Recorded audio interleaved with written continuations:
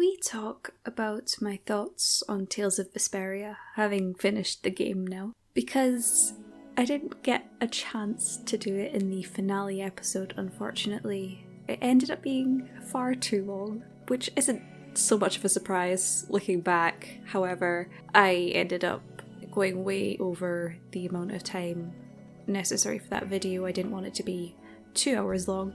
So here we are, talking about my thoughts on Vesperia in a completely separate video, instead of at the end of a Let's Play as I have done in the past. Vesperia was my first entry into the Tales series, and not only that, it was really my first experience of a JRPG back in the day, and even I would say my first experience of such a narratively involved game. I had played games that were pretty time consuming and involved before. Certainly I'd played ones that I never finished before, but Vesperia was the first one that I really connected with on a deep level. It really inspired me in so many different ways throughout my time playing it. And thus, having come back to it years later, it's really interesting to see the changes, both in my own attitude towards the game and in the game itself, especially with this being the definitive edition. When I first played the game, it was the original Xbox version. I knew for years that there were changes to the game because obviously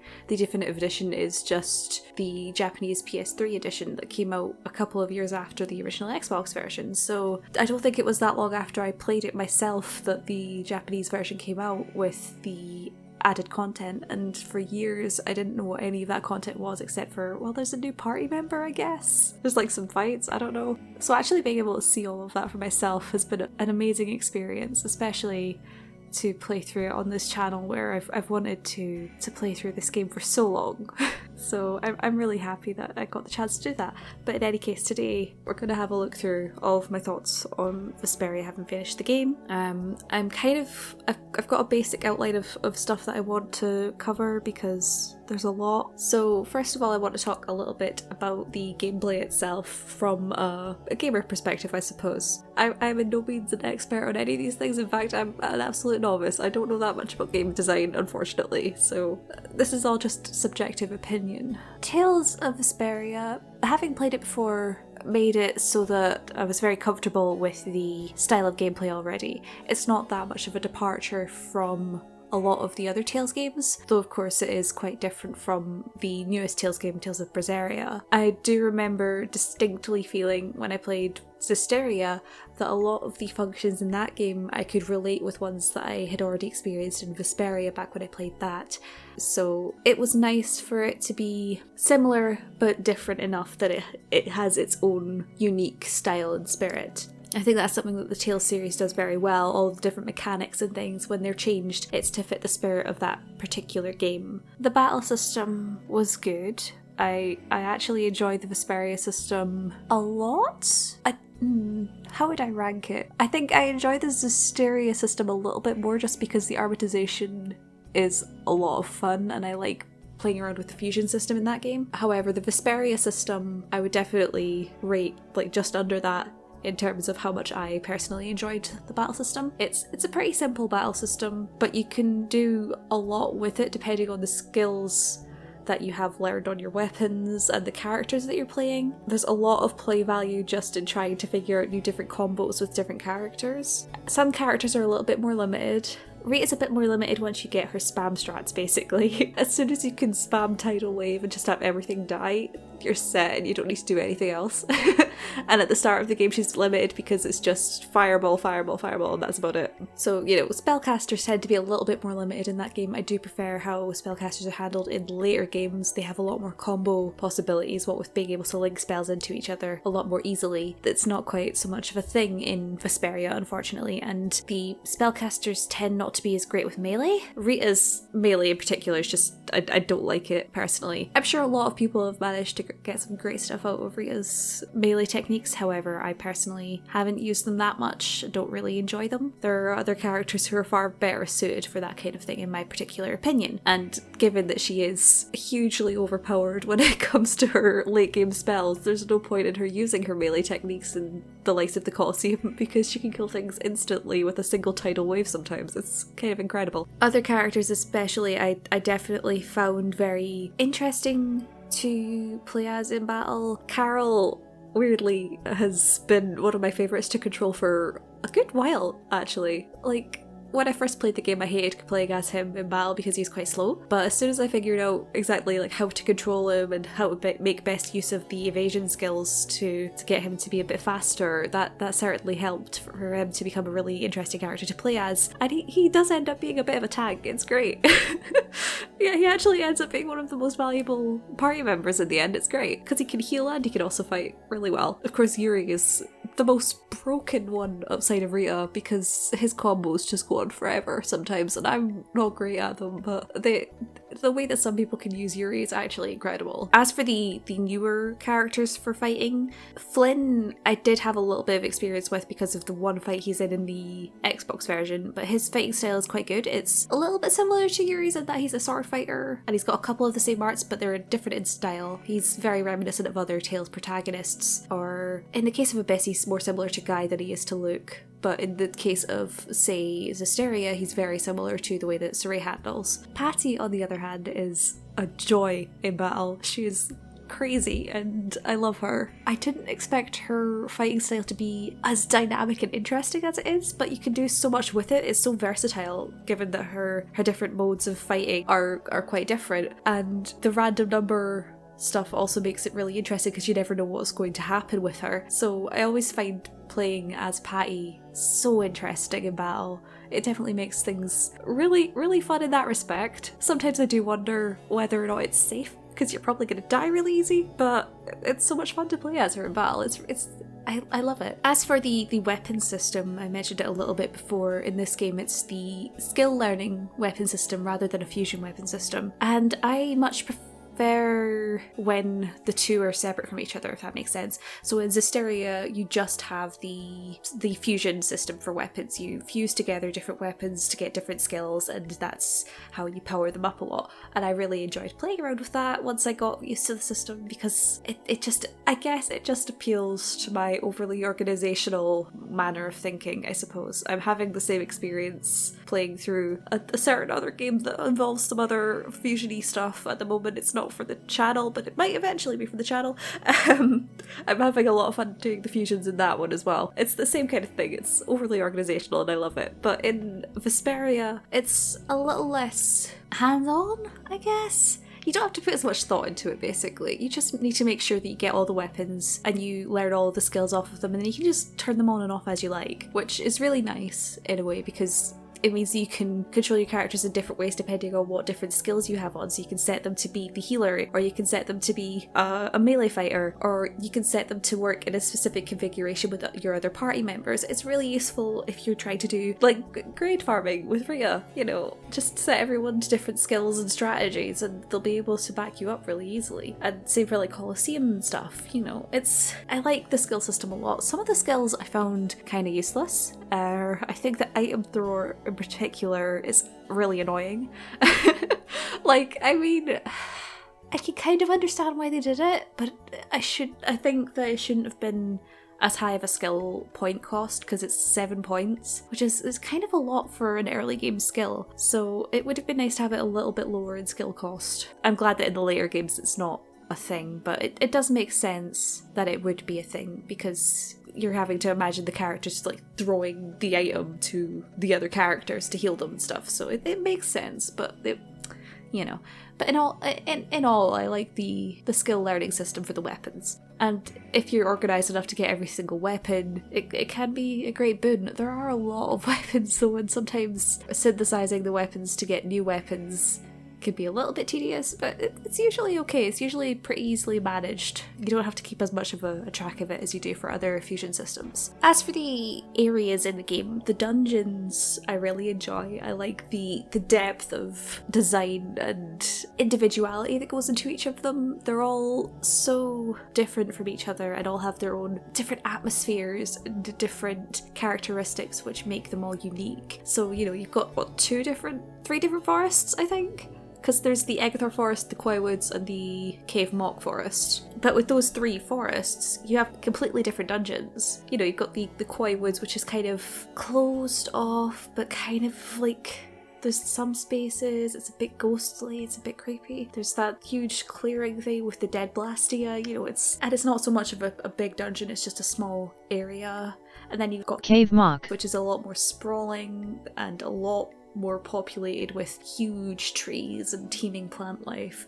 And then, of course, you've got the Eggathor Forest, which again is completely different. It's a lot more open, and there are the big hills and things. They all have their own different characteristics, and their use in the story is also really useful and interesting. Every dungeon that you go into has its purpose, which I really enjoy about that game. There's not just a random dungeon that you can go into for no reason. Everything has its purpose to the main story, and it means that they really used the world to the best extent that they could. I think that is something that greatly makes this game really fun as a player of it, because in contrast to Tales of Zestiria, in Zestiria there are a lot of dungeons there that are just EX dungeons. You can go into them for different side quests, but otherwise they're not really used in the main story, and they're all really similar looking. It's kind of a testament to the older games that Vesperia has such beautiful, unique designs for the dungeons that are not the EX dungeons, basically. The EX dungeons are another thing. They're kind of...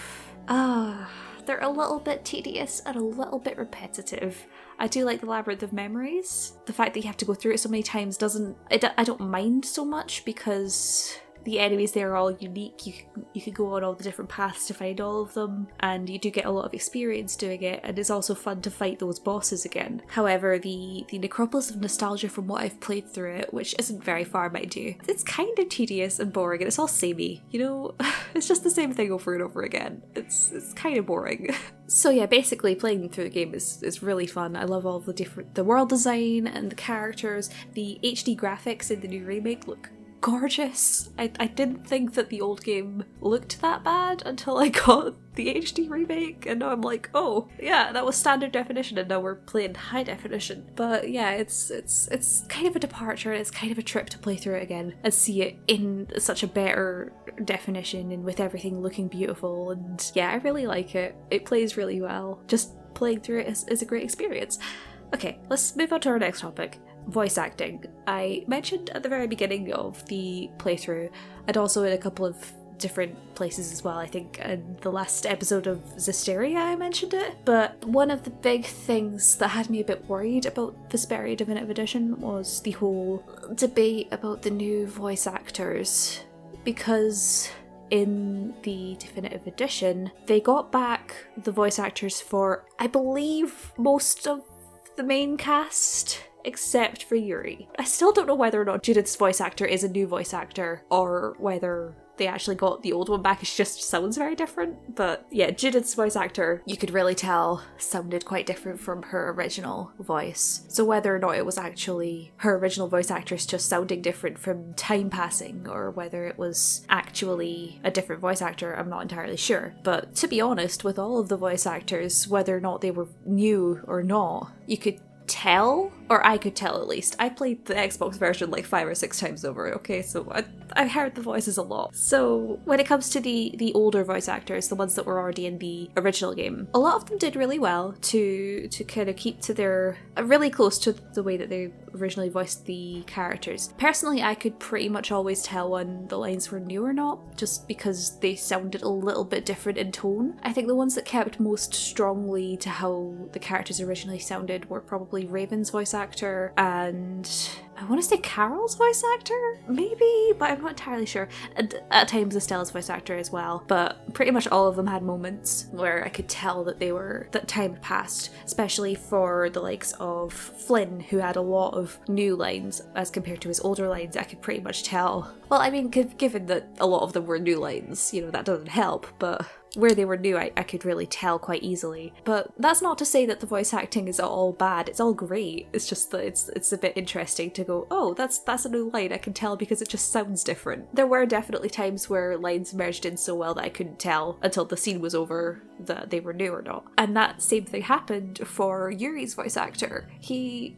Okay, Troy Baker always has been and always will be Yuri for me. He is such an incredible voice actor and he does such an amazing job at Yuri. I can't imagine him played in English by anyone else without it being a bit off. However, Grant George, who plays Yuri in the definitive edition in the new scenes, did a pretty good job. You can kind of tell which scenes were recorded, assumedly at the start of him recording the lines for the game, because the ones near the start of the game suffer a lot from still trying to get into the voice syndrome, whereas the ones towards the end, you can't really tell as much that they're newer lines. I mean, aside from it obviously being a markedly different voice, sometimes they do merge in very well together. I think there was a scene at, I want to say Vesperia Ost. It might have been Dogrest, I'm not entirely sure. It was around that time of the game though, where I ended the scene and I thought to myself, oh, hold on, that line there had to have been new because Flynn was there. So, oh, I didn't even realise the voice actor had changed. That's weird. And then there were just other times where it was glaringly obvious to a point where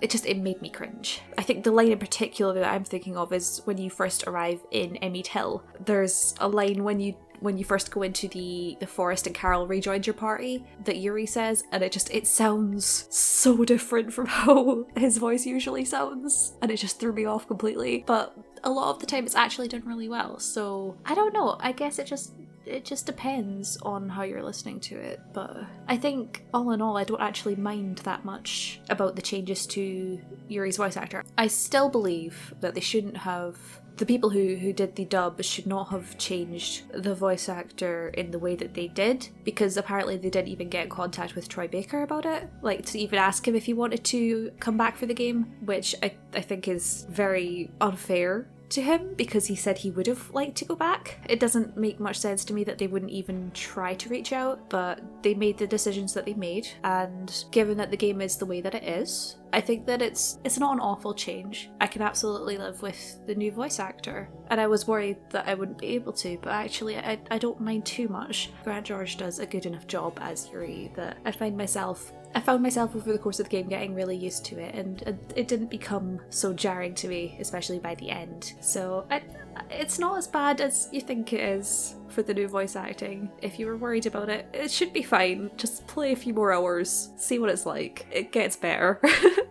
It truly does. Let's talk about the plot. So, the plot that I knew from the original game, the Xbox version. I love Vesperia's plot a lot, to be honest. Vesperia is one of the biggest influencers for my own writing. Vesperia has always been such a huge influence to me in terms of storytelling and plotting, especially because it has such a clear structure. It's in 3 acts, and you can pretty much tell when all the different story beats fall, and where the darkest hour is and where the midpoint is, and oh, I get excited just thinking about it. I love the structure of Vesperia. That isn't to say that the game is absolutely perfect in its storytelling. There are certainly a few holes, but to be honest, the biggest things that still kind of spring to mind as things that make the game a little bit more imperfect, I suppose. A lot of people talk about Yuri not having gotten a punishment for his crimes, which I understand.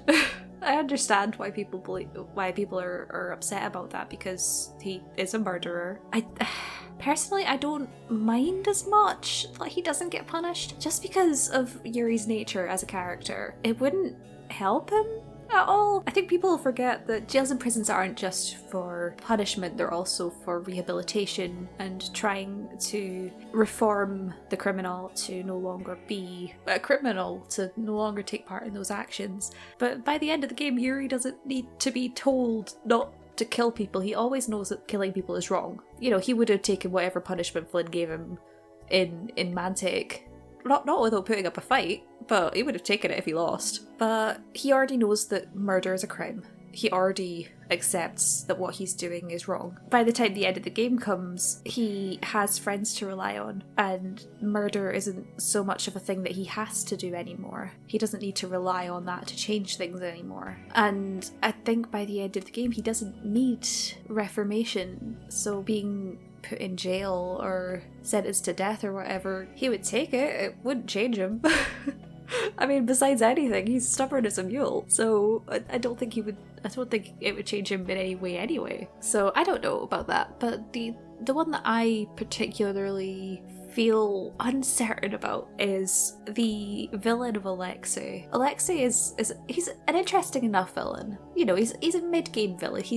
You defeat him at the end of the second act, and his actions do spur on the changes in the third act, and a lot of the things that have happened before that are also due to Alexei. And I understand all of that. It's just Alexei feels a bit rushed as a villain. We don't see that much of him before he suddenly has Estelle. It just feels kind of rushed. I would have liked to see Alexei being more admirable before seeing that he was a villain, seeing his true colours, because like if it's supposed to be some kind of twist that the Commandant is actually a megalomaniac, then it's not that great. It doesn't work at the moment because you don't see that much of him prior to learning that he is a megalomaniac who wants to kidnap Estelle and use her to get a weapon that wants to destroy the world. You know, even trying to figure out his motives and things is a bit difficult. And there's no easy way to sympathise with him because we don't see that much of him before seeing his evil side. There are certainly other villains where you do see a lot more of them and you can understand their motives and empathise with them a little bit more. I feel like Jaeger worked quite well as a villain because of that, although again he doesn't show up that many times. Zagi, again, not really shown to have that much of a good side or sympathetic side. It would have been nice if pretty much all of the villains in the game were not so one-sided, now that I think about it. Because they're all a little bit, you know, like just one characteristic, like Rigo's just an evil magistrate. Okay, sure. What has he done that's good? Why does he have this much sway over people? Is it just because of his money, or does he actually have some sort of other influence? You know, it would have been interesting to see that kind of thing. Or with Barbos, you know, okay, so he's this guild leader who's an awful person, so why do so many people follow him? I mean, they're guilds, they're not paid to be there. They're there because they want to be. What made them want to be there? It would have been really interesting to see a lot more characteristics of these villains. I feel like Duke was a lot better done in that respect, because you do get the side quest with him and you get the main quest. So Duke you understand a lot about by the end, and you understand where his emotions have changed as a character, but the other villains tend to be a little bit flat.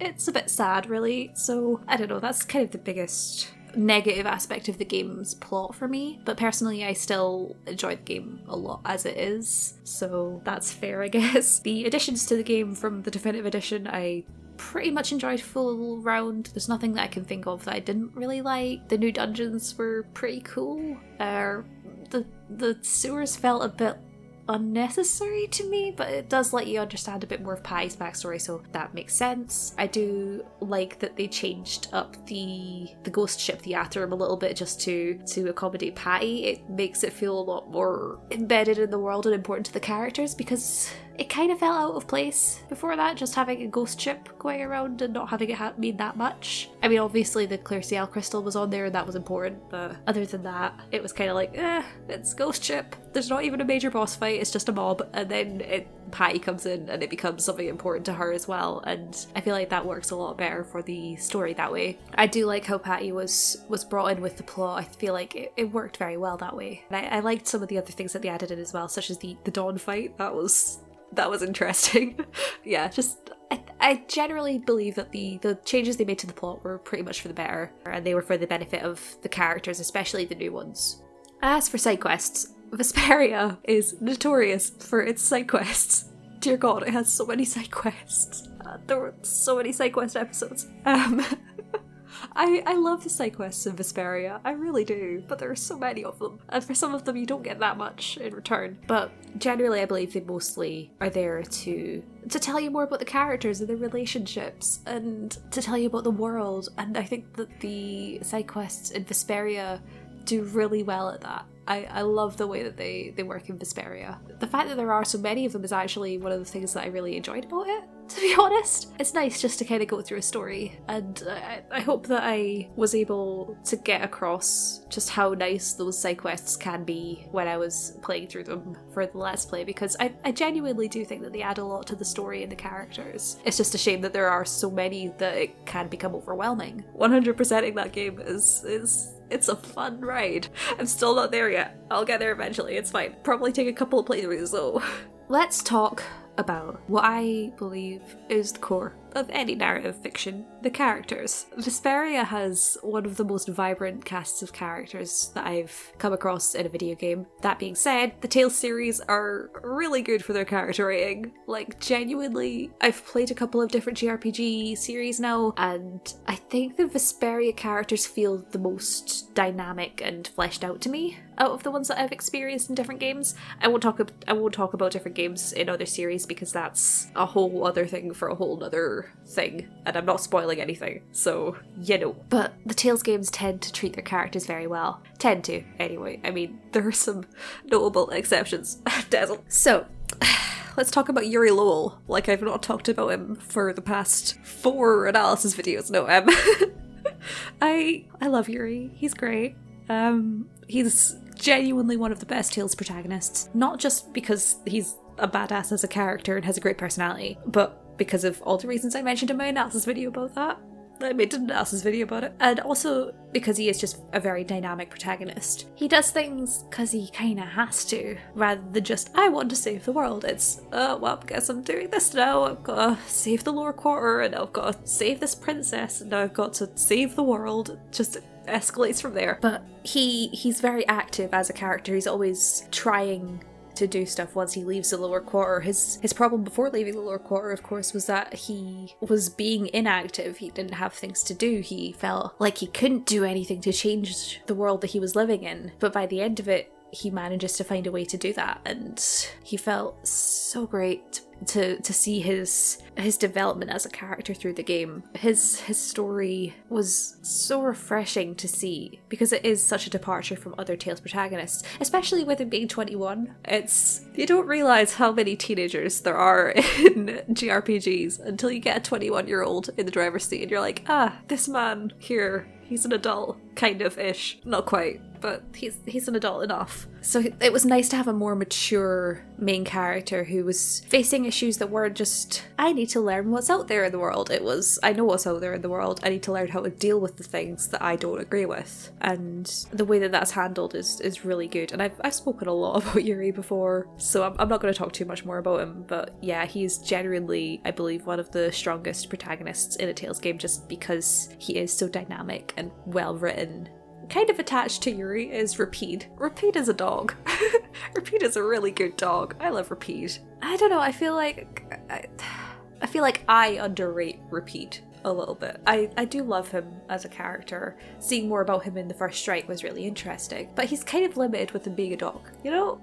I think they did well with him, considering that, again, he is a dog. They managed to make him important despite his lack of being able to communicate very well. Yeah, I don't know, there's limitations to how much he can be involved in main plot things, but the fact that he is always loyal to Yuri and things is very important to the game, and I'd love to explore Rapide's character a lot more. I just think more about that in the future. Maybe in an analysis video, who knows? I'll have a think about it, but yeah, I don't know, I like Rapide a lot. He's a cool character, he's fun to play as. Yeah, Estelle. Oh my god, Estelle. I love her. I love her. Oh my god. I mean, she's kind of the typical naive princess in a way, I guess. But again, Tales games have a way of taking those archetype characters and giving them their own personal flavour as well. So Estelle's not that similar to the other princesses I've seen in Tales games anyway. Like, if you compare her to Natalia and Alicia, you'll get quite different results. Again, potentially a future analysis video about princesses, who knows? I'd have to research Natalia again, though I've forgotten Tales of Abyss.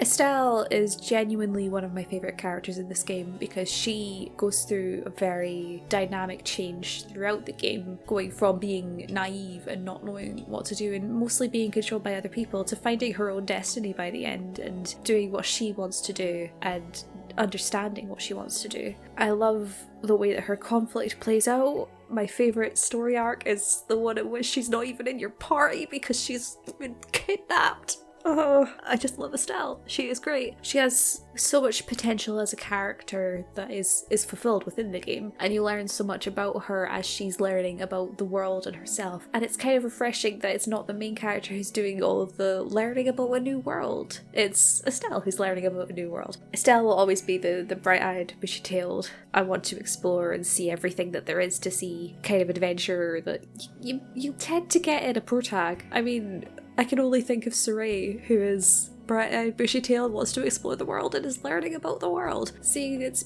good side and its bad side. And Estelle's pretty much the same way. But again, her story and everything is just so well done, and I love it, and her design is gorgeous, and I love Estelle. Karol is underrated as a character in Tales of Vesperia. Press send tweet. I love him.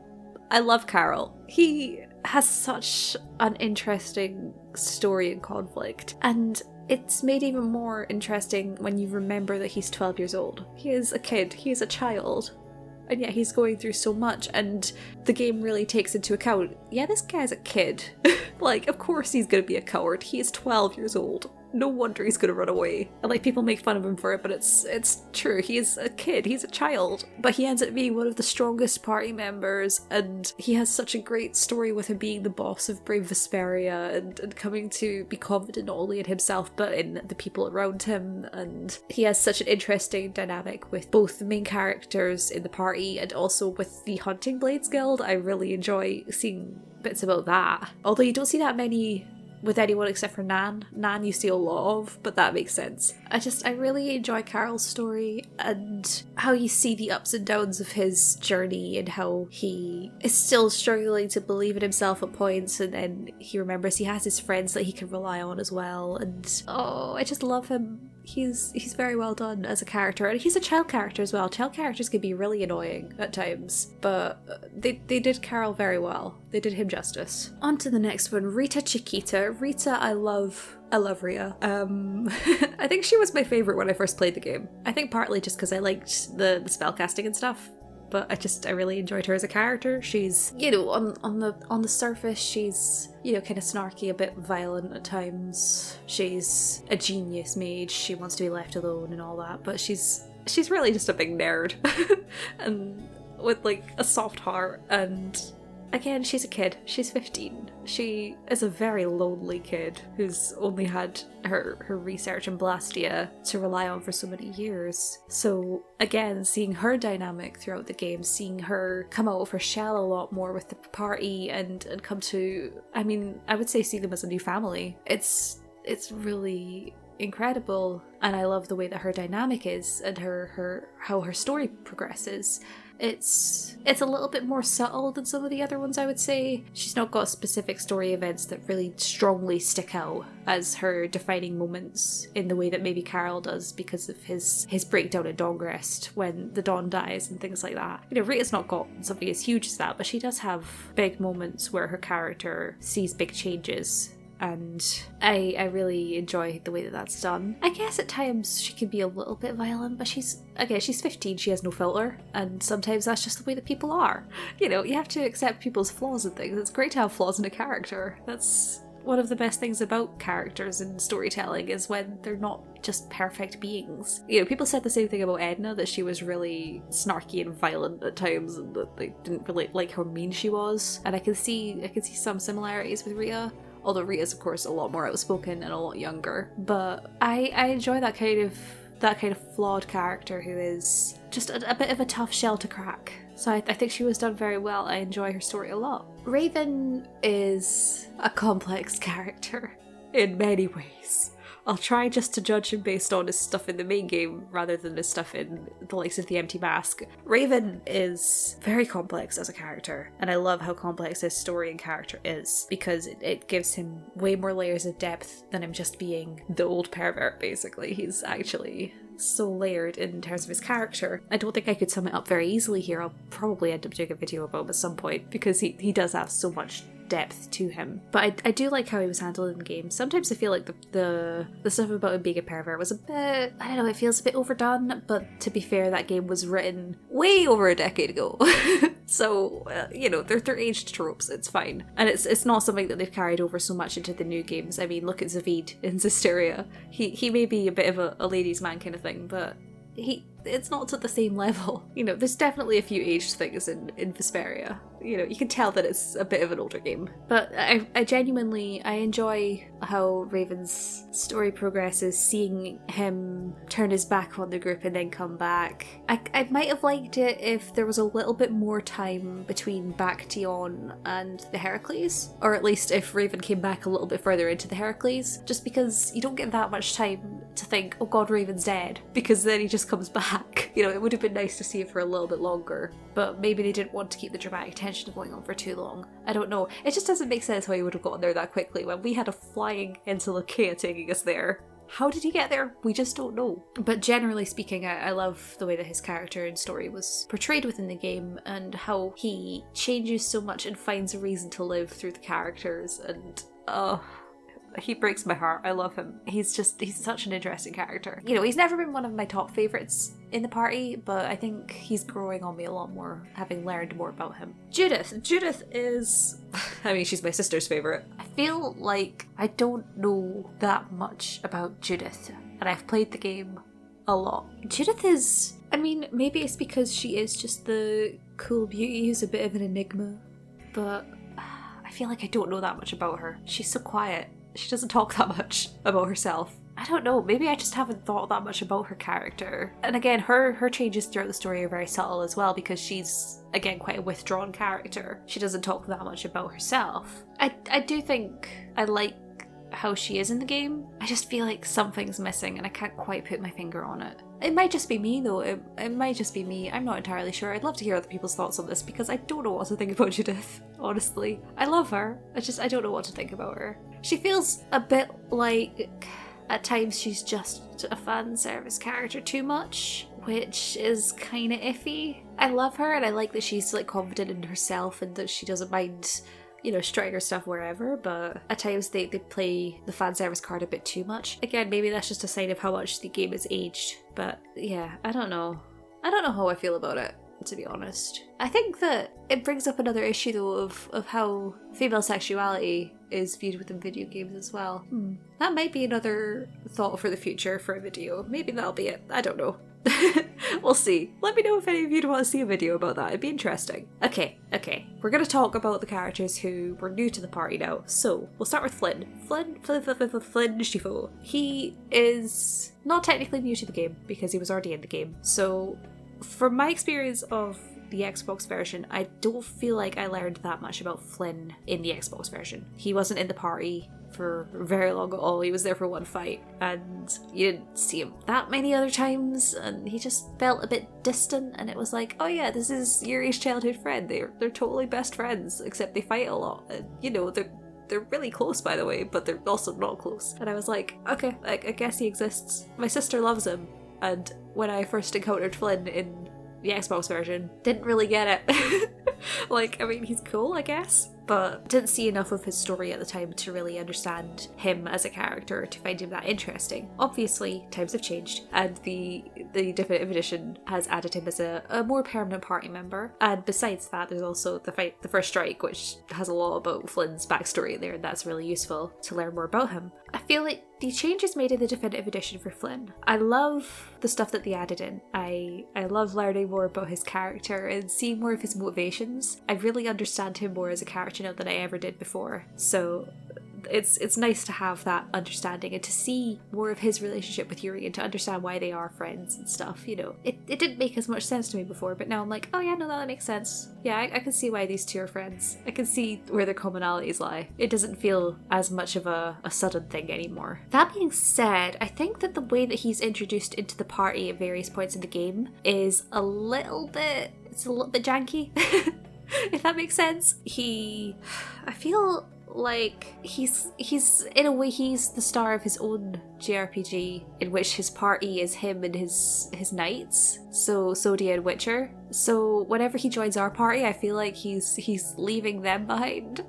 and I feel bad about it. So seeing him leave his party so many times to come and join us is a bit like, but what are your nights gonna do? Yeah, I don't know, especially the last time he joins your party in Arnian. I kind of felt like he shouldn't have been with us in Tarkaron. I feel kind of bad for saying that. I do like him, I swear. I feel like at that time he was kind of shirking his duties as a knight to be coming with us, when he could have been doing his job as the commandant of the knights to help the people who are not up there battling a giant octopus, you know. I don't know how I feel about it, to be honest. It kind of just feels like at times he was a bit forced into the party. When he was in the party, it was nice, it was appreciated, and I enjoyed his interactions with the rest of the party, but it just felt kind of forced. As for Patty, I love Patty. I actually didn't expect to like her as much as I did, which I've mentioned a few times in my Let's Play. I didn't expect to like her at all. From what I'd heard about her, I was like, oh god, it's gonna be a kid character, she's gonna be really annoying, apparently she's obsessed with Yuri, oh god. And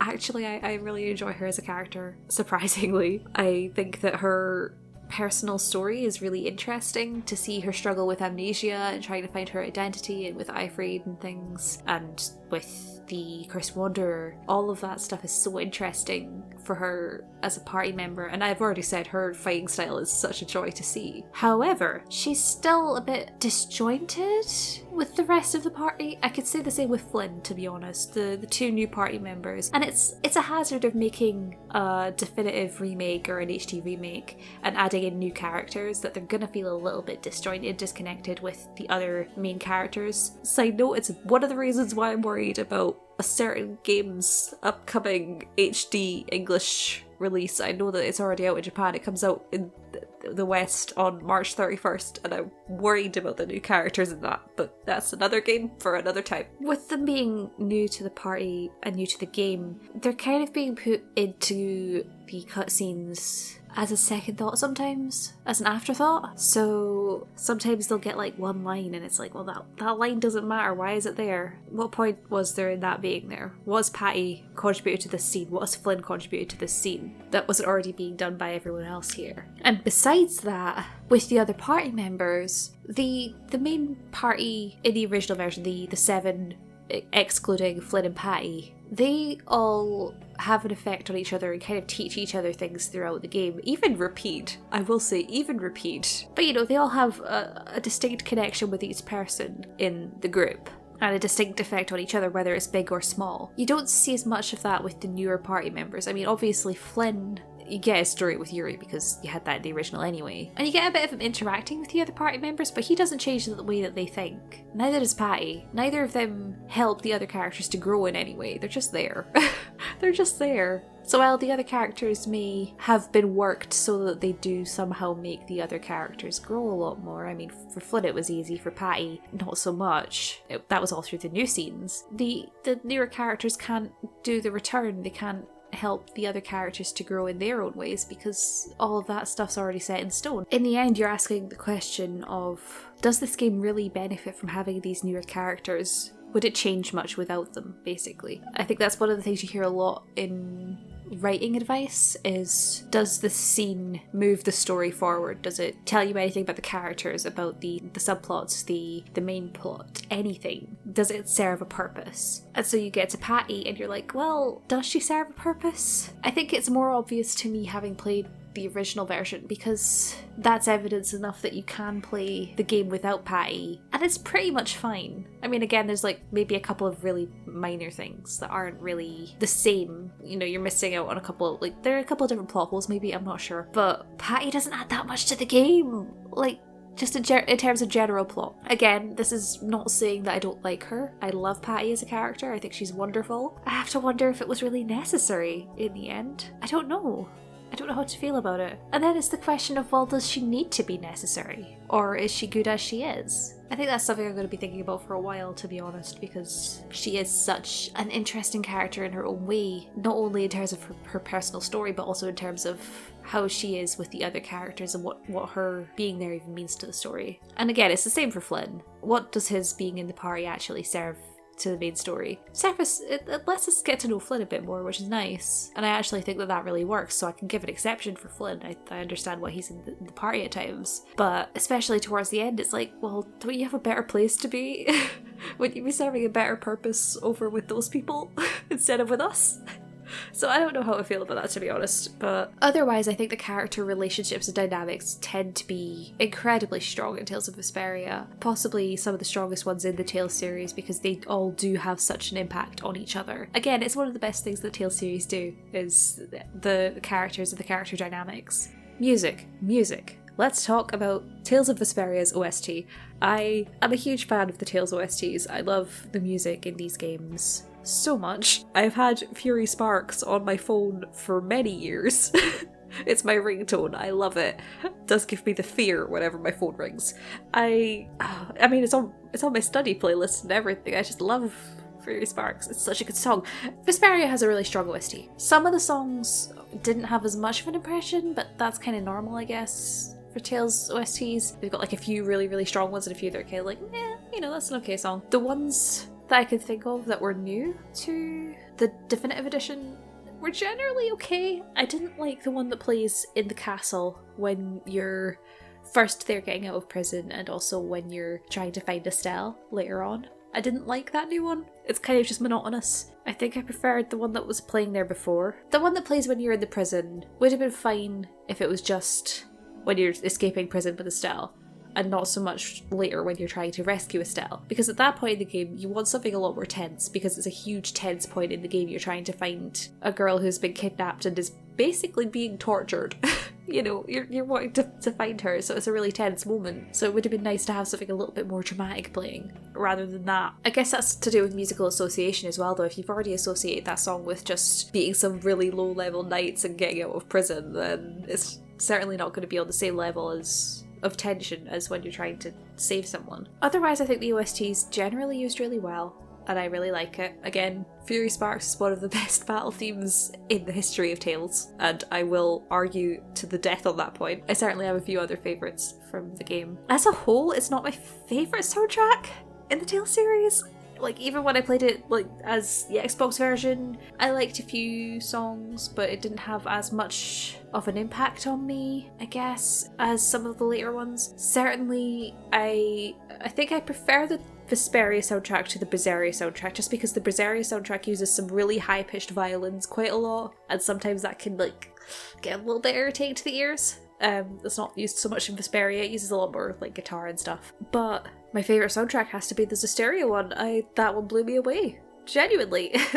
To be fair, the entire disc that was composed by Goshina is freaking gold, and unfortunately Vesperia didn't have that because it was only composed, I believe, by Motoi Sakuraba, potentially by some others as well, the names of whom I do not know, unfortunately, but the head composer was Motoi Sakuraba.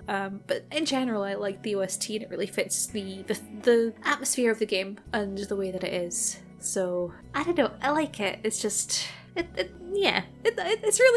a solid OST, if that makes sense. I do believe that's everything, so just to conclude, I guess, Vesperia is great. Having finished playing it now and looking back on it, I can understand why I loved it so much when I first played it, and I still absolutely adore this game. It's definitely... I find it so hard to go between Zestiria and Vesperia for my favourite Tales game. They're always switching. I can't figure out which was my favourite. And to be fair, I've not played Zestiria since about this time last year, and I've not played Vesperia in a couple months now because I've been focusing on other stuff. So, it's difficult to pick a favourite, I guess. But Vesperia will always be one of my favourite Tales games in my heart, just because it is my first Tales game and also such a strong Tales game and such a huge influence in my own life and my own writing. I mean, I even found drawings that I did back when I was when I'd first played the game. I found drawings of Estelle that I did in my planner, and man, I was obsessed with that game even back then. It's been such a joy to go back to Vesperia, and absolutely, if I was to recommend any game in the Tales series to start with, Vesperia would immediately come to mind. I would probably tell new time players not to play through all of the side quests in their first playthrough, just because that can get a bit tedious. Just play through at your own pace. But that's only better, because then you can go back and do multiple New Game Pluses and try and get 100% completion like I did for years. Still haven't got there. And I would absolutely say it's worth getting the Definitive Edition for all of the new content. If you have been hesitating to get the Definitive Edition for whatever reason, pick it up. It's really good. It's so good. The voice acting's not that bad. Like, for the changes, like, it's solid voice acting, but the changes aren't that bad. And if you're uncomfortable about that, then play it in Japanese. The Japanese voice actors, from what I've heard, are really good. Especially Yuri's one. He's a very strong voice actor in Japanese. He's always at Tales of Festival. Man, I love the Tales games. I really do. Yeah, I think that's about everything. I'll finally wrap this up. Thank you so much for listening, guys. I hope you enjoyed this Can We Talk About discussion video. If you feel like it, feel free to please let me know down below what were your thoughts on Tales of Vesperia as a game. Did you like it? Did you like the characters? Did you like the plot?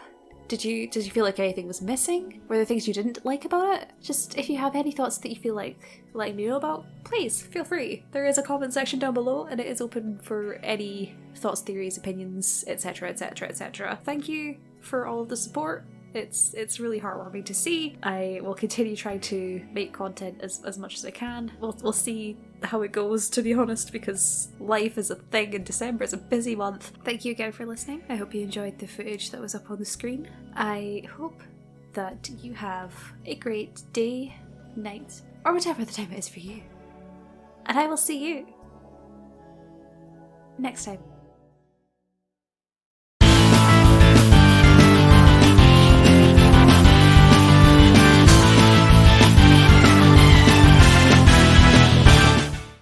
What's it called?